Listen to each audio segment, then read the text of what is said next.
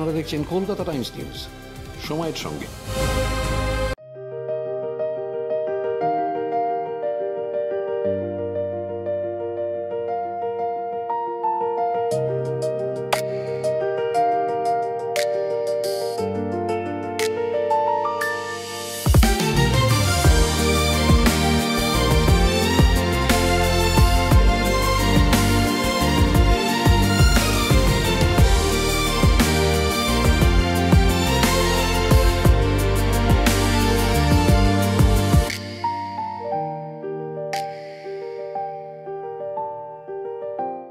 রোর of the tiger, মানে এই হালুমটা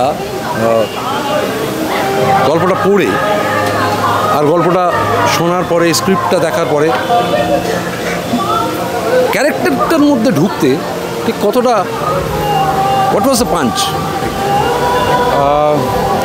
পাঞ্চটা হচ্ছে কি, প্রথমত চরিত্রটা বাঘুমান্না, মানে এই বাঘুমান্না গ্রামে থাকলেও এই বাঘুমান্নার মতন চরিত্র খুবই মানে সব জায়গায় এক্সিস্ট করে।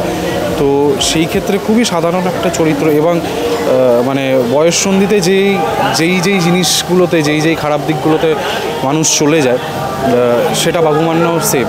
ওর জীবনযাপনটা, ওর যৌবনটাও একই রকম, এবং সেইটাকে পোট্রে করাটা মানে মানসিকভাবে খুব একটা ডিফিকাল্ট ছিল না, কিন্তু ওই গ্রামের লোকটাকে তুলে আনাটা, মানে যে গরিব, যে এবেলা খেলে ওবেলা কী খাবে সেটা জানে না, একেবারে ওই চরিত্রটাকে রেপ্লিকেট করা। হ্যাঁ, একেবারে এটা কিছুটা মানে নিজে স্ক্রিপ্ট, মানে একটা কী হয়, একটা স্ক্রিপ্ট পড়তে পড়তে অনেকটা খুলে যায়, অনেকগুলো দরজা খুলে যায়, যতবার পড়ি ততবার অনেকগুলো দরজা খুলে যায়। তো এই ক্ষেত্রেও সেটা হয়েছে, এবং বাই দ্য টাইম আমরা দ্বিতীয় দিন বা থার্ড দিন শুটিংয়ে গেছি, ততদিনে বাঘুমান্না আমার ভেতর ঢুকে গেছিলো। তো সেইটা আমি খুব রিয়েলাইজ করেছি, কারণ ছবি শেষ হওয়ার পর আমি সপ্তাহ দুয়েক বাদে রাজাদাকে মেসেজ করে বলেছিলাম যে রাজাদা, বাঘুমান্না থেকে বেরোনো যাচ্ছে না। তো সেটা একটা মানে বেরোনোটাও একটা সময় নিয়েছিল, অনেকটাই টাইম লেগেছিলো আমার ওখান থেকে বেরোতে। যেহেতু মানে কী হয়, মানে out of the world character হলে সেটা থেকে বেরিয়ে আসাটা খুব সহজ।